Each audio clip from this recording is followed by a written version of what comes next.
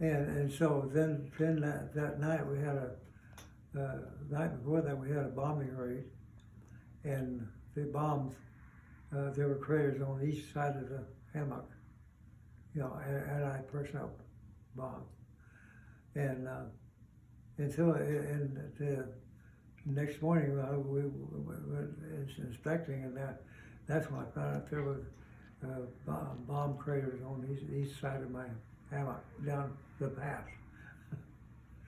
It was, and I thought nothing about it, you know. That's kind of like this guy, we call it What's His Shing Charlie. He'd come over to aggravate us, you know, and he'd drop a bomb. One bomb, go back, get one, come back, and drop a bomb. And since there was no radar, at that time they couldn't get him with the radar, and so it worked out so that I got to where I had a round hole. I did get in and swoop down that way.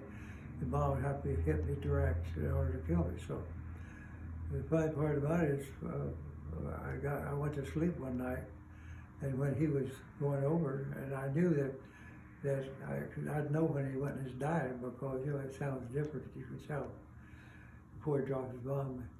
And the only thing we did is when all of a sudden I woke up with a start. It just, you know, like a shock. And he had dropped his bomb, and I had napped off. And so the next morning when we got up, all two 8-man tents on each side were destroyed, because we had to change them for the good tents. But he dropped the bomb in between our tents, and just before I could hear the wind through the fins of the bomb and go, and so I flipped off my bunk and I skipped my nose from on my bunk, you know, it's that old army cot stuff, you know, and I skipped my nose from there to the top of where the forehead is, my hair, and my lower legs,